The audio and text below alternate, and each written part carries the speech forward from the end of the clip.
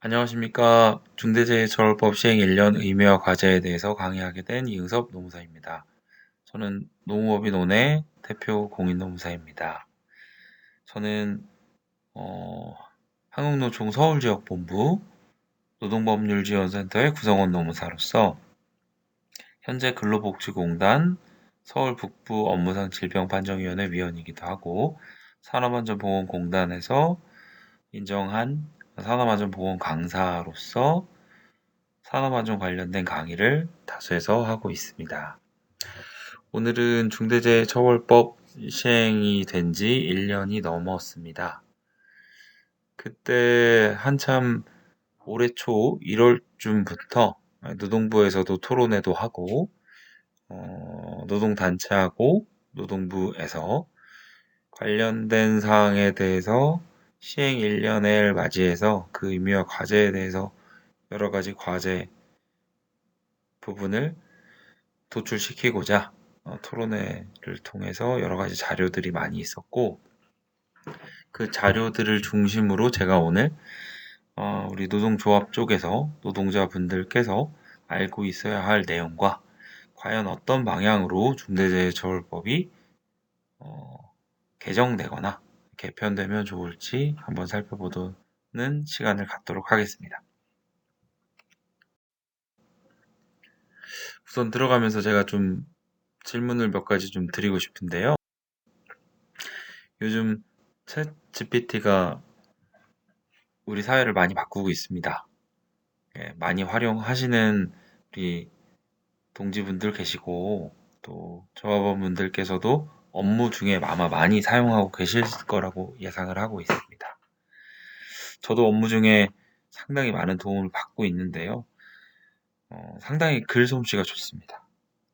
글솜씨가 좋고 그 안에서 우리가 질문을 하는 스킬만 더 많이 우리가 연구하고 진짜 많이 질문해 보신다고 하면 업무 중에서도 큰 도움이 되실 것 같고, 강의를 하는 저로서도 챗 GPT에게 많이 물어봅니다. 그래서 제가 챗 GPT에게 이런 질문들을 던져봤습니다. 첫 번째로는 중대재해처벌법 알고 있는지 물어봤습니다. 네. 그랬더니 중대재해처벌법에 대해서 상당히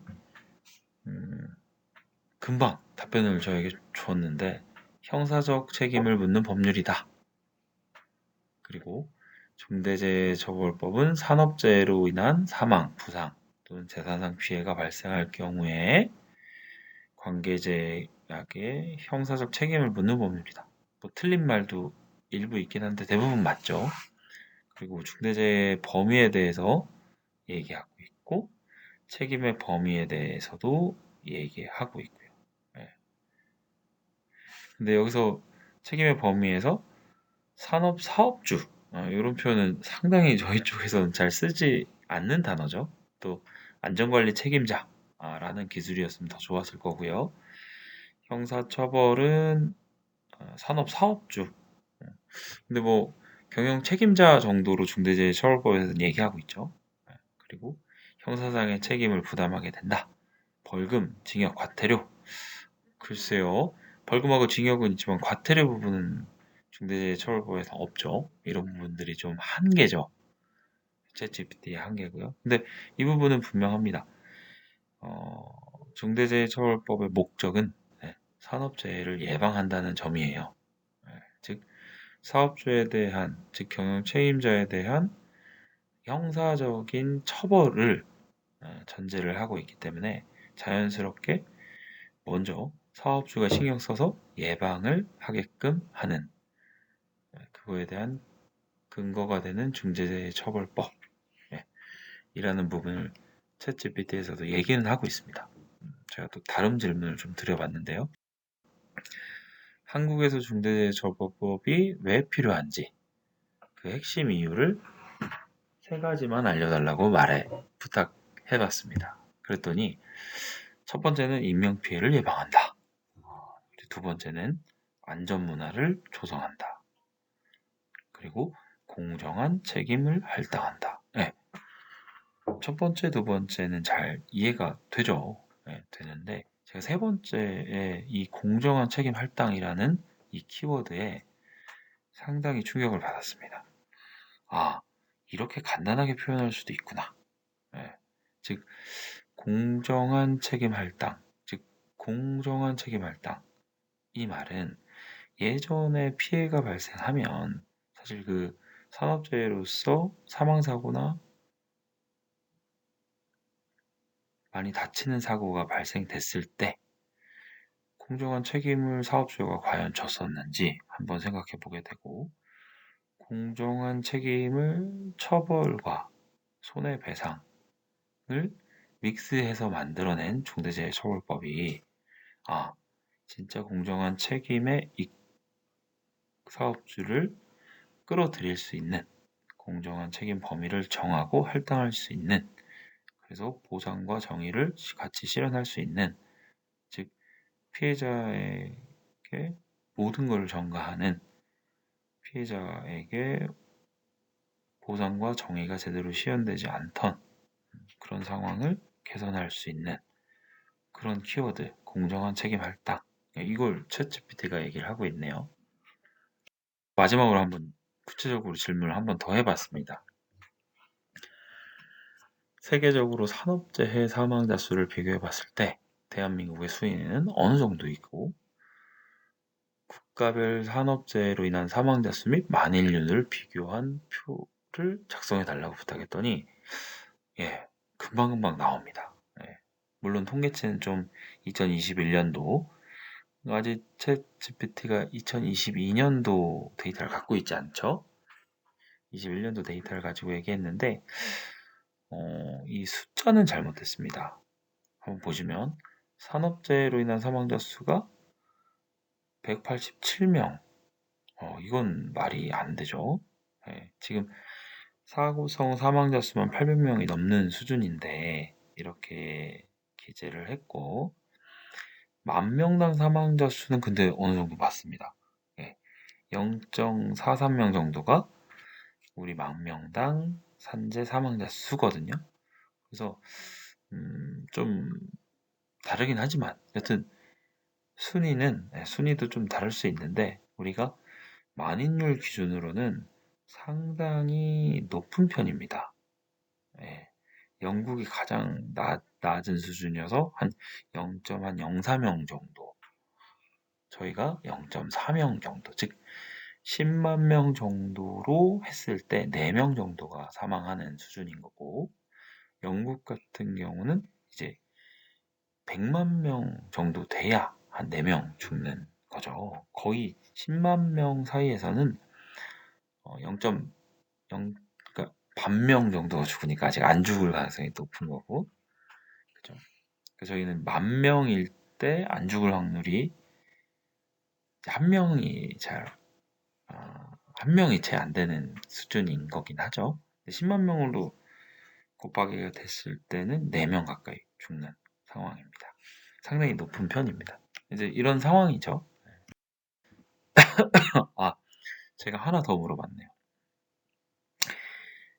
제 현실과 그리고 제가 강조해야 될 부분을 물어본 겁니다. 나는 한국에서 산업재해 예방을 위한 교육을 노동자에게 하고 있는데 강의 초반에 강의를 주목하게 할 수 있는 주제를 하나만 알려줄 수 있을까? 했습니다. 그랬더니 아주 문학적으로 답을 냈습니다. 나의 안전, 나의 책임이라는 키워드로 강의를 시작하라고 합니다.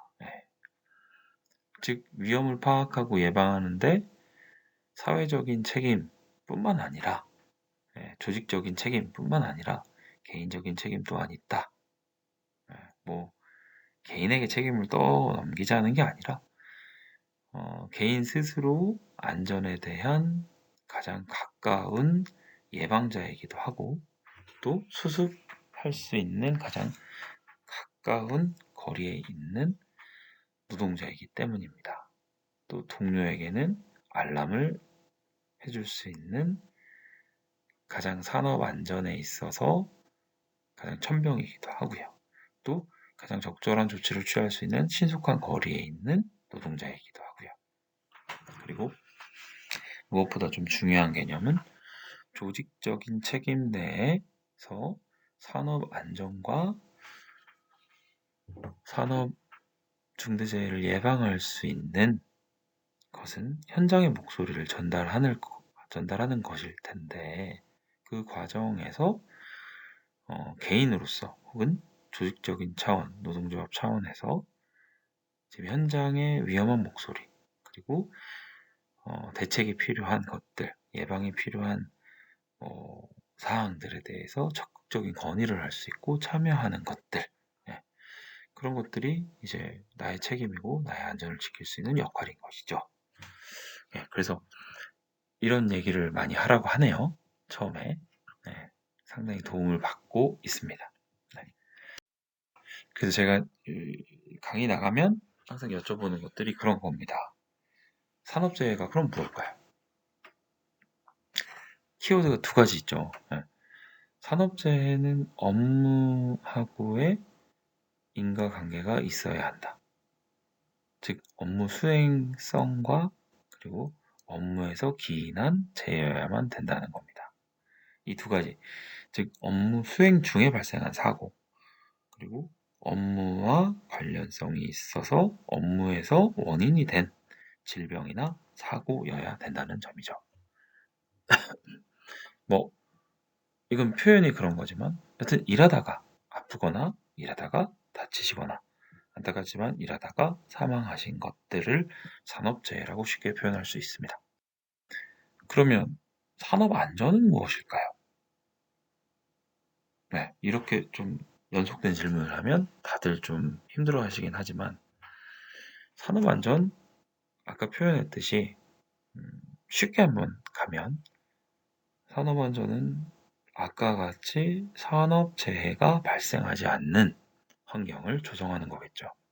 그리고 결과적으로는 직장에 나오셨을 때 집에서 건강하게 나오셨을 거 아닙니까? 집에 건강하게 다시 돌아가시는 게 산업안전을 의미하고 그의 결과라고 생각합니다. 뭐 대단한 것이긴 하죠. 네. 직장 내에서 일하다가 다친 것만큼 안타까운 일이 어디겠습니까?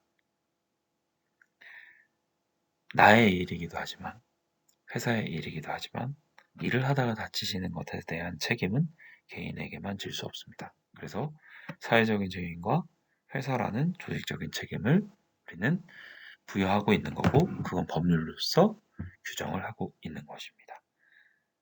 아까 강조드렸듯이 산업안전은 집에 출근할 때와 같이 건강하게 퇴근하시는 게 산업안전입니다. 이미 우리나라가 산재 안전국가가 아니라는 점은 제가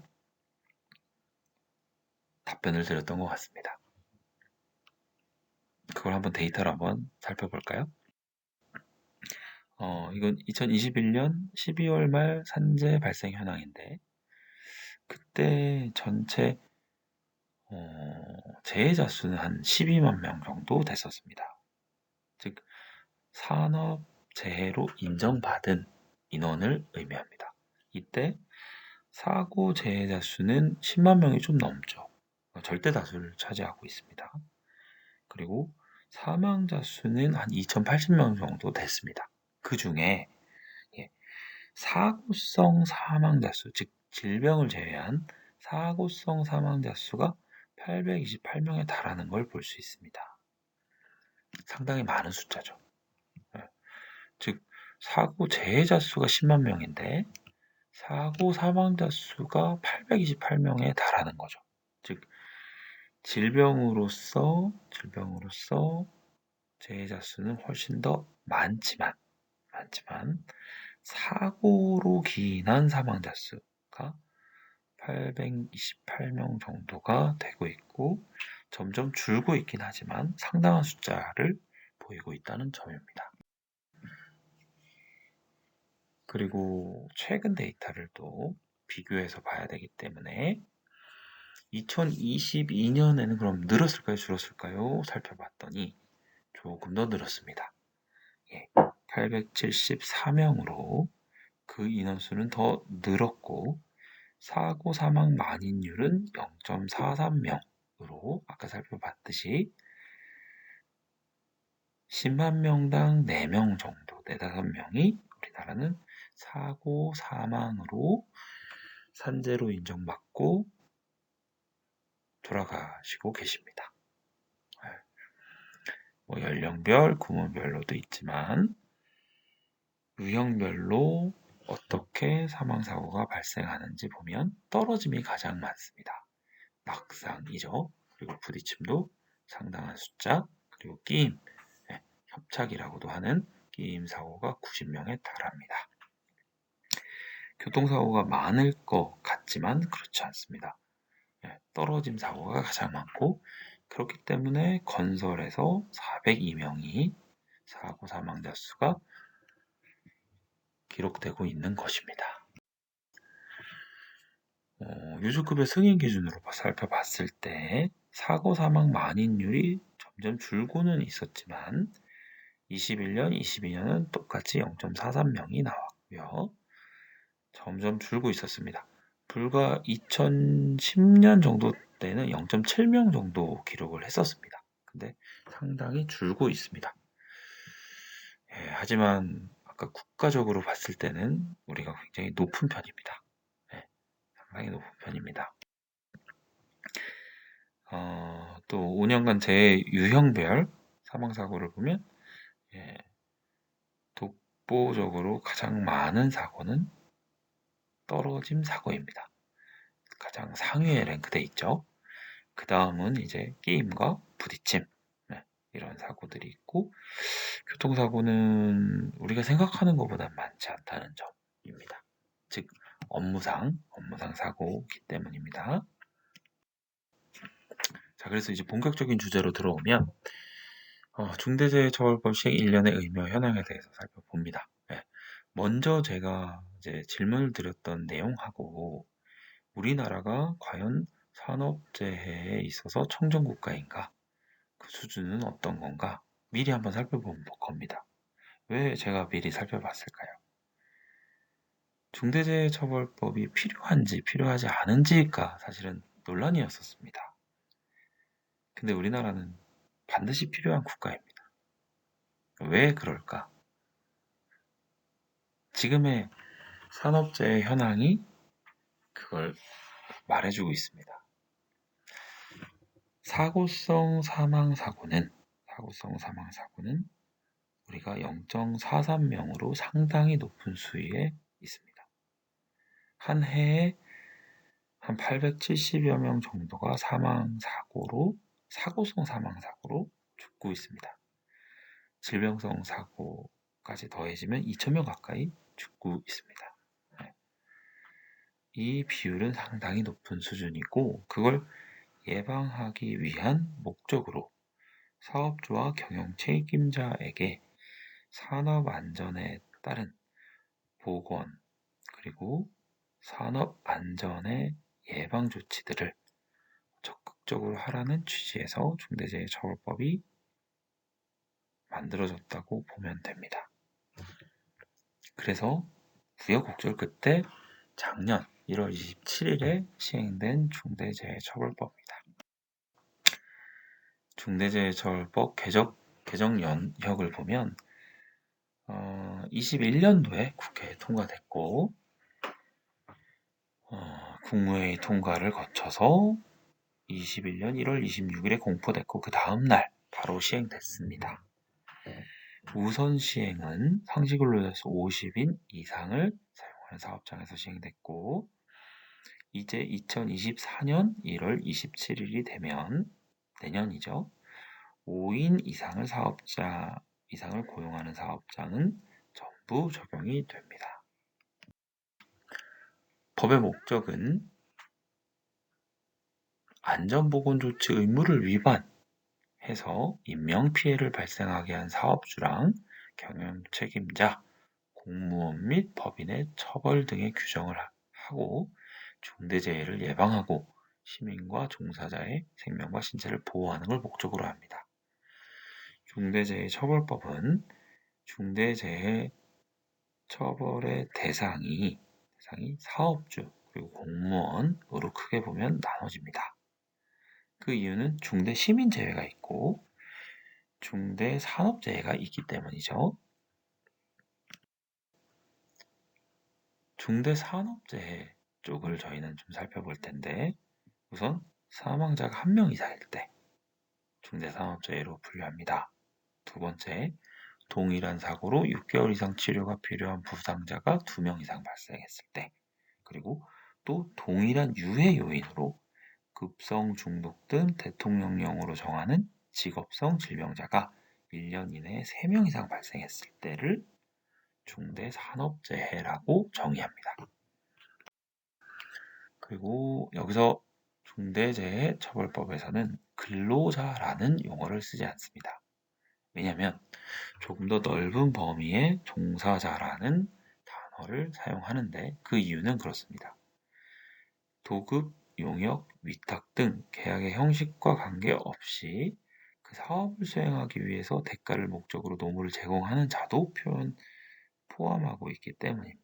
그리고 각 단계의 수급인 및 수급인과 감옥 또는 남옥의 관계가 있는 자, 즉 여러 형태의 도급이 내려와서 그 도급을 맡은 하수급인 업체에 소속된 노동자라 하더라도 한 카테고리 내에서 공간과 사업의 책임자가 같은 갑사, 즉 도급인인 경우에는 도급인이 동일한 중대재해처벌법의 경영 책임자의 책임을 지게 됩니다. 그런 측면에서 조금 더 근로자보다 넓은 범위의 종사자라는 명칭을 사용하고 있는 겁니다. 제가 중대재해처벌법을 기본적인 부분들은 설명을 드리고 진행을 해야 도대체 어떤 부분의 의미와 1년이 지나서 어떤 부분에 현황 변화가 있었고 또 어떤 부분에 개선점이 있는지를 말씀드릴 수 있어서 추가로 설명을 좀 드리고 있는 겁니다. 그리고 경영 책임자에 대한 키워드가 상당히 중요한데 그냥 사업주라고 생각하실 수도 있지만 기업으로 치면 재벌 기업의 오너도 경영 책임자의 범위에 들어갈 수 있고 또 어떻게 보면 경영 책임자 내에서도 안전과 보건과 관련된 사항들만 전담해서 운영하는 안전보건 총괄 책임자가 경영 책임자의 권한을 위임받아서 일했다고 하면 그 사람이 담당하는 사람이 될 수도 있습니다. 또 당연히 서울시 같은 경우는 서울시장 그리고 각 25개 구청의 구청장들 그리고 공공기관의 공공기관장들 또한 경영 책임자의 중대재해처벌법에서 분류하는 경영 책임자 등에 해당합니다. 적용 시기는 아까 설명드렸듯이 22년 1월 27일부터 시행됐습니다. 그리고 3년 후인 시행 시기부터 3년 후인 2024년 1월 27일부터는 50인 미만 사업장 그리고 5인 이상 사업장에도 전면 적용됩니다.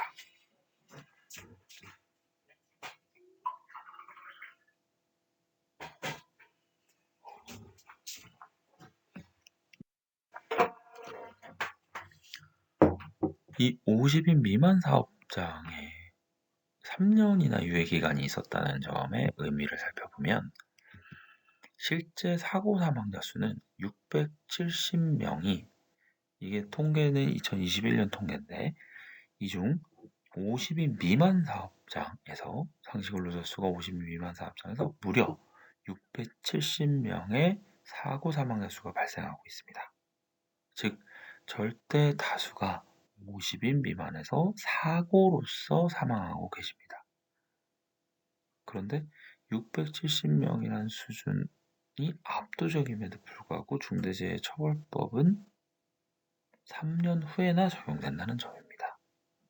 그래서 노동계에서는 상당히 많은 불만을 얘기했었고 개선을 요구하는 지점이 바로 이 지점입니다. 네, 여튼 법은 통과됐고 그렇게 공포되면서 5인 이상은 내년 비로소 내년 1월 27일 이후부터 중대재해처벌법이 적용된다고 보시면 됩니다. 그리고 거의 마지막 개념일 텐데요. 즉 중대재해처벌법에 대한 오해는 사망사고 한 명이 발생하면 무조건 중대재해처벌법에 처벌을 받는다, 이렇게 오해하시고 있습니다. 그 이유는 언론사에서 중대재해처벌법이 통과되고 나서 다 그렇게 보도를 쏟아냈습니다. 1년이면 사망사고가 발생하면 사업주가 1년 이상의 실형을 받는다. 그리고 벌금도 엄청나게 받는다. 그 벌금과 실형에 초점을 맞춰서 다 보도가 됐습니다. 그런데 실제 처벌까지 이어지려고 하면 노란색으로 표기된 것들이 다 충족돼야 됩니다. 즉 안전보건상 유해 또는 위험을 방지하기 위하여 그 사업 또는 사업장의 특성 및 규모 등을 고려하여 다음 각호에 따른 조치들을 하여야 한다. 이런 사항들인데, 이런 조치들을 하지 않았을 때 비로소 사업주와 경영 책임자가 처벌을 받게 되는 겁니다. 즉 쉽게 말해서 안전보건 의무를 이행하지 않았을 때입니다. 그걸 구체적으로 살펴보면 이 9가지를 시행령에서 정하고 있습니다. 안전보건 업무를 총괄 관리하는 전담조직도 설치하고 안전보건 목표하고 경영 방침도 설정하고, 즉 계획도 마련해야 하고요. 위해 위험 요인 확인 개선 절차 작업도 하고, 재해 예방에 따른 안전보건에 관련 인력과 시설, 즉 돈을 쓰게끔 해야 한다는 겁니다. 그리고 안전관리자, 보건관리자 더 채용해서 체계를 더 갖추라는 것들, 즉 9가지를 중대재해처벌법 시행령에서는 정하고 있고, 이런 9가지들을 종합적으로 살펴봤을 때 제대로 산업안전보건 의무사항들을 이행하지 않았을 때는 그때서야 비로소 검찰이 기소하고요. 기소한 걸 재판부에서 이 9가지 기준으로 판단한 후 실형을 선고할지 실형에는 미치지 못할지 결정을 하게 되는 것입니다. 그래서 비로소 그런 것들을 판단한 다음에 경영 책임자와 사업주를 처벌하게 되는데, 그때 처벌 수위를 하한이 아닌 상한 기준을 정하고 있습니다. 즉 산업안전보건 의무사항을 제대로 이행하지 않았다고 하면 그 사업주와 경영 책임자에게 사망사고가 발생하면 1년 이상의 징역과 10억 원 이하의 벌금을 처하게 됩니다. 그리고 실제 산업안전보건 의무사항들을 이행하지 않아서 같은 사고로 2명 이상 상당 기간의 치료를 요하는 중대재해처벌법 대상이 되는 질병이 발생하거나 요양기간이 굉장히 큰 사고가 진행이 된 경우 7년 이하의 징역 또는 1년 이하의 벌금에 처하게 됩니다. 사망사고와는 차등을 두는 거죠. 그리고 법인에게도 벌금을 부과할 수 있습니다. 즉 사망사고 같은 경우는 50억 원 이하의 벌금, 그리고 2명 이상의 재해자 발생 같은 경우는, 중대재해자 발생 같은 경우는 10억 원 이하의 벌금을 부과합니다. 즉 여기서 질문들이 많은데, 사업주 또는 경영 책임자에게 부과하는 벌금이 따로 있는 거고요. 또 법인에게 부과하는 벌금이 또 따로 있는 겁니다. 즉 양벌규정이라는 타이틀처럼 개인 그리고 법인에게 따로따로 양벌을 줄 수 있는 거라고 보시면 됩니다. 물론 개인 사업주라면 법인격이 없기 때문에 개인에게만 부과가 됩니다.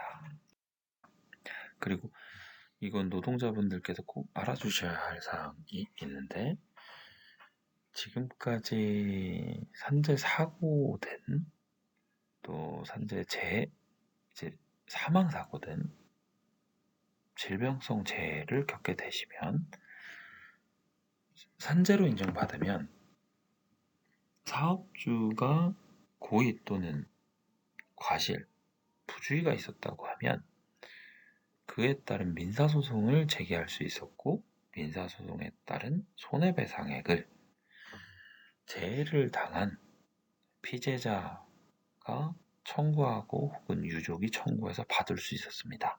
그런데 산재 같은 경우는 보통은 일실손해율이라고 해서 여러 가지 방식으로 손해액을 따져서 그거에 따른 가액을 사업주에게 민사소송을 통해서 받았습니다.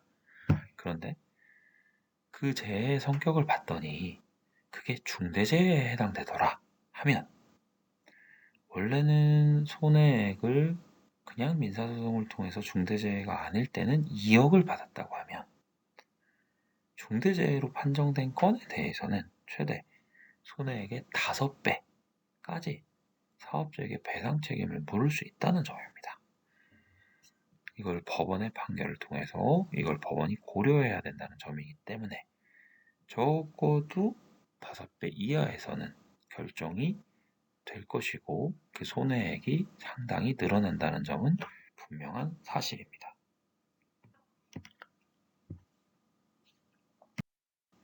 그래서 중대재해처벌법 1년 거의 1년 5개월 지났죠? 산재 줄었을까요?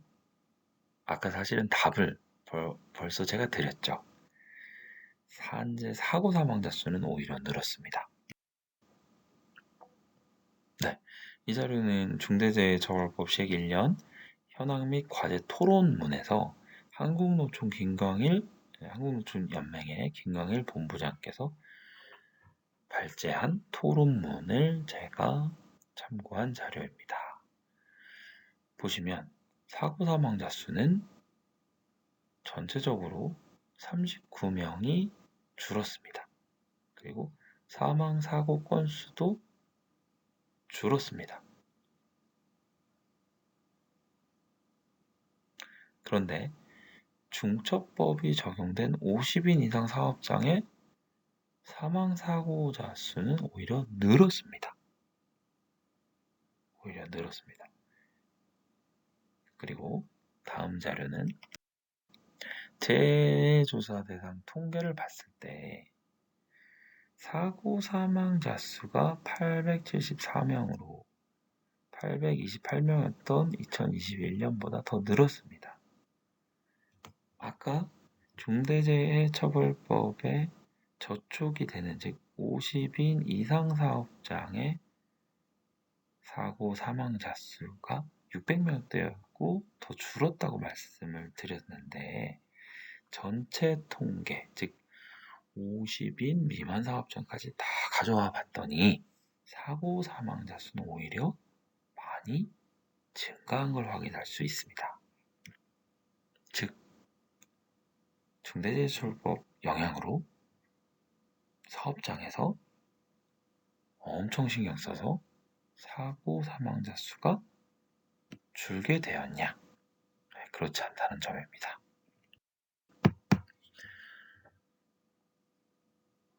쉽게 보실 수 있게 산재 사고 사망 노동자 분들을 월마다 살펴봤더니 817명으로 통계가 잡히고 그 숫자는 유의미한 차이를 보이지 않는다는 점입니다. 그리고 결국 사건화되고 기소도 되고 또 불기소도 되겠지만 결국 재판으로 넘어가서 판사가 결정을 해야만 중대재해처벌법으로 벌금을 내리거나 징역형을 내리거나 할 수 있는 것이죠. 그래서 약 1년 동안 사망사고 발생 건수가 644명이 사망했지만 611건이 50인 이상 사업장에서 발생한 건이겠죠. 그래서 중대재해처벌법 적용으로 일단 가지고 온 건이 229건이고, 즉 50인 이상 사업장이 229건이라고 보시면 될 것 같습니다. 그리고 검찰 송치 건수는 34건이었고 기소된 건이 불과 11건에 불과한 겁니다. 즉 굉장히 적은 숫자가 기소가 됐고, 기소가 돼야 검찰에서 구형을 하고, 그 구형을 가지고 아까 종합적인 판단 9가지의 산재 예방 활동을 사업주가 제대로 했는지, 의무사항들을 안전보건 의무사항들을 제대로 시행했는지를 보고 법원에서 판단을 하는 게 지금 2건에 있는 겁니다. 그리고 최근에 재판부의 판단이 있었죠. 그래서 뭐 이건 좀 다른 건데 11건 중에 7건을 합의부로 배정을 했던 건이 있었습니다. 즉 법원에서는 중대재해처벌법이 관심이 많이 없다는 점입니다. 다른 굵직굵직한 사건이 더 관심에 있는 거죠. 잘못 배당한 거죠. 합의할 사건이 아니고 이건 형사적인 사건이기 때문입니다. 네. 합의부에서 맡을 사건은 아닌 거죠. 네. 이건은 3표 산업 중대재해처벌법 1호 입건, 본사 압수수색. 이게 진짜 아마 중대재해처벌법이 시행되고 나서 처음 대기업에서 터진 사건일 겁니다. 이게 제가 바로 누르면 바로 녹화가 될지 모르겠는데 한번 눌러보겠습니다. 혹시 안 되면 제가 동영상 준비를 많이 했는데 그런 것들은 제가 구두로 설명드리고 넘어가도록 하겠습니다.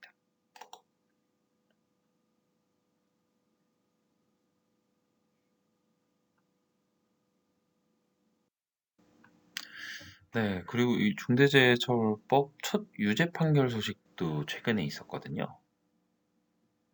이 유죄 판결 소식도 한번 동영상을 살펴보도록 하겠습니다.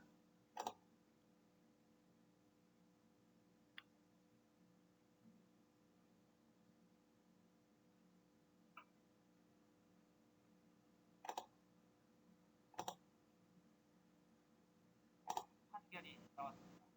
하나에서 하청 노동자가 문제인데 법원은 원청 업체들에게 책임이 있다고 판단했습니다. 먼저 이면 기자의 보도를 보고 그 의미로 짚어보겠습니다. 설근이 쌓여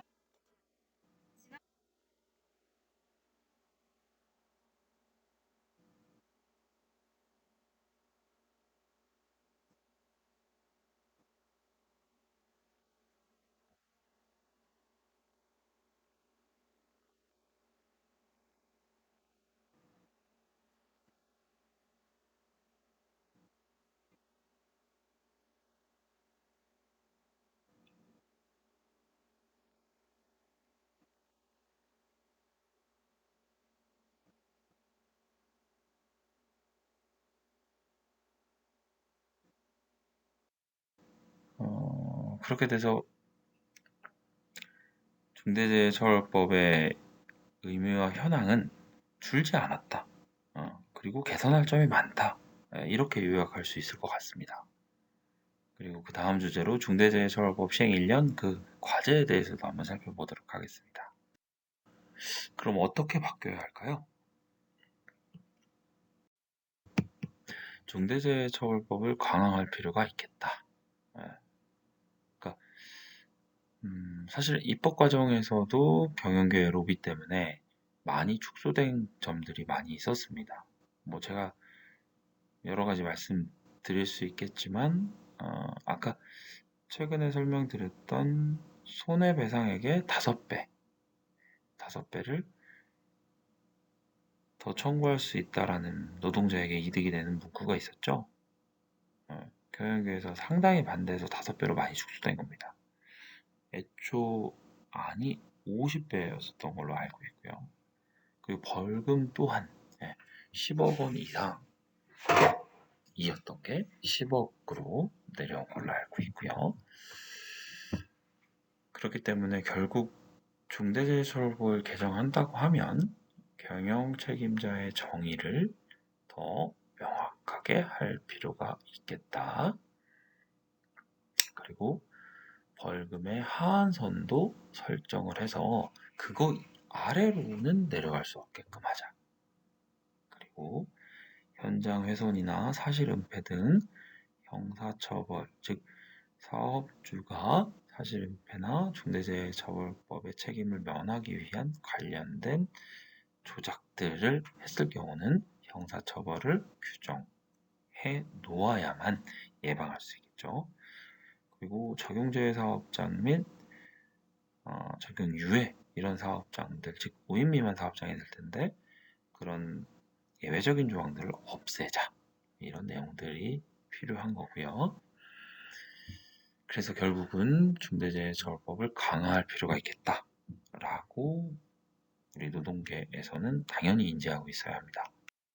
그리고 두 번째로 중대재해처벌법 개정에 대한 의견을 좀 정리해서 보면 경영책임자 정의를 더 명확하게 하자.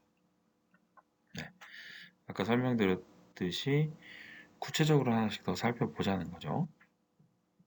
중대재해처벌법 이후에 CEO 외에 보안하고 전략부분 임원을 안전임원으로, 즉 S라는 게 이제 세이프티로 들어오는 거죠. 세이프티. 그러니까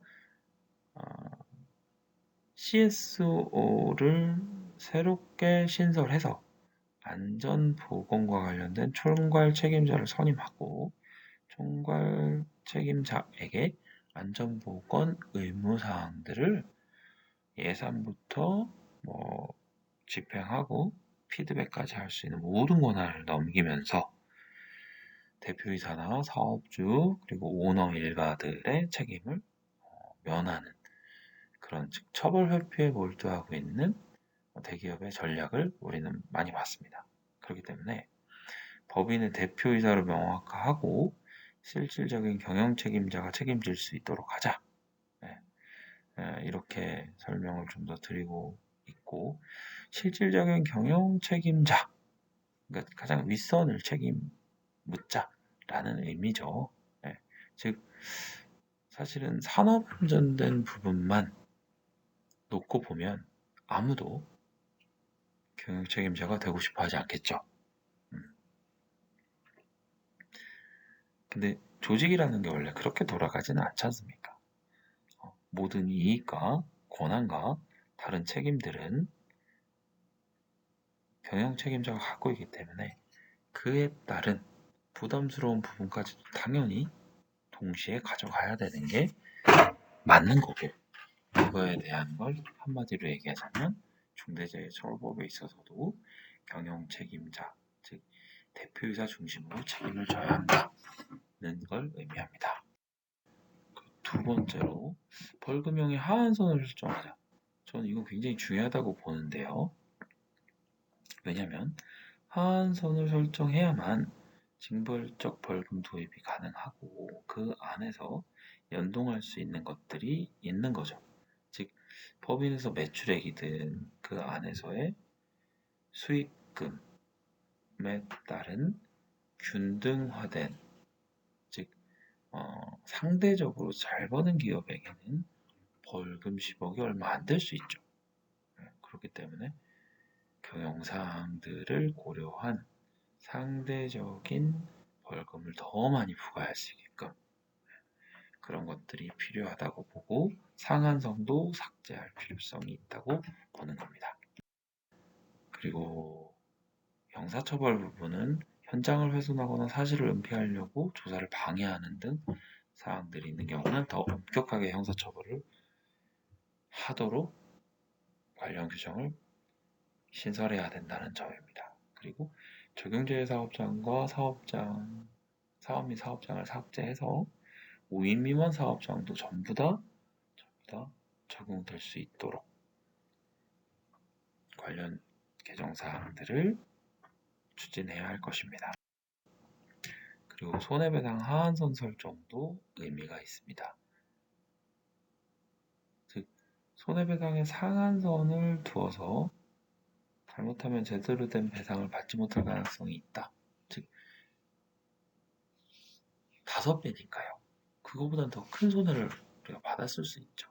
그러니까 하한선을 매기고 상한선을 없애는 법원에서 재량을, 즉 5배 이상 혹은 3배 이상, 3배 이상 내지 뭐 50배 이하로 설정하거나 그런 방향을 설정하는 것이 바람직해 보입니다.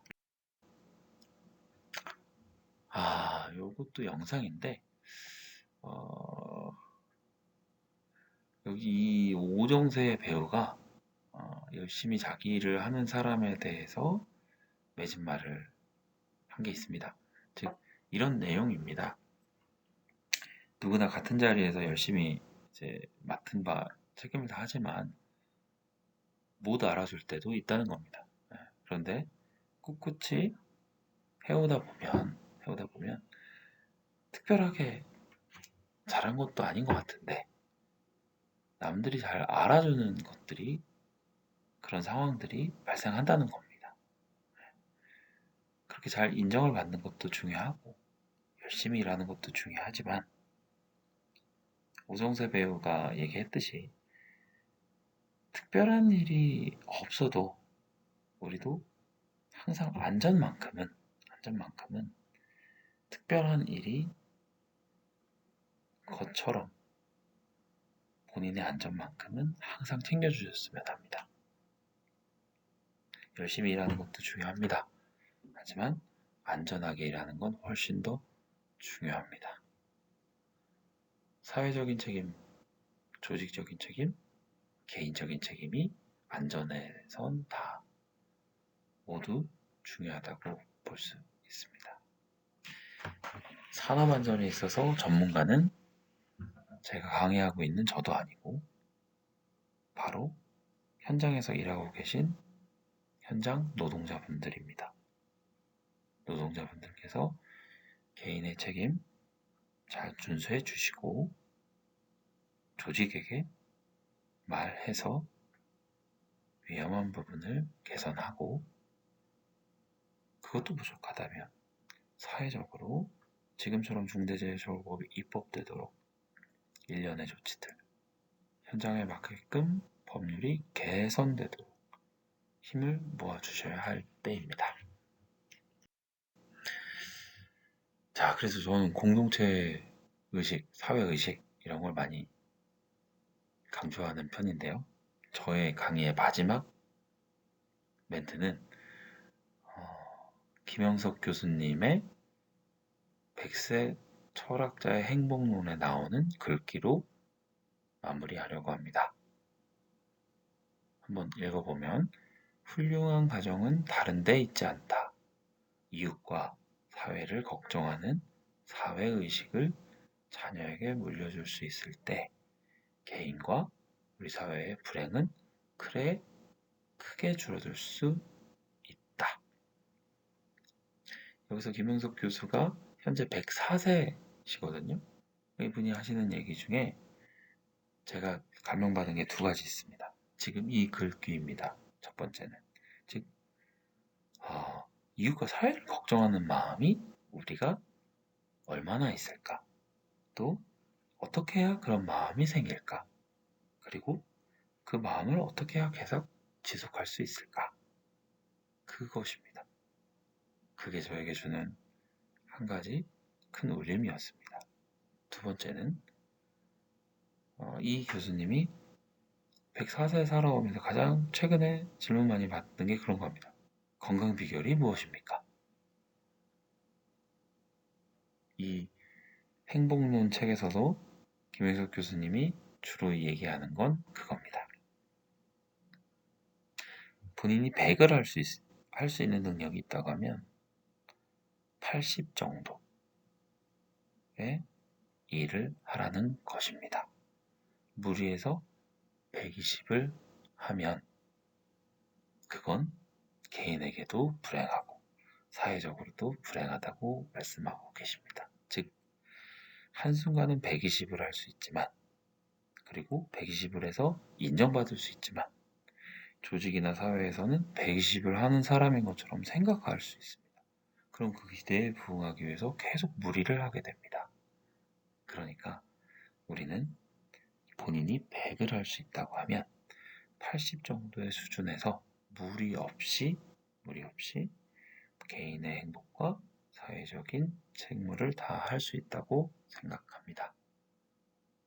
본인이 많은 능력이 있음에도 50 정도, 4, 50 정도 하시는 건 문제가 있겠지만 우리 모두 80 정도의 능력으로 사회를 걱정하는, 이웃을 걱정하는 그런 사회의식을 갖도록 하면 좋겠습니다.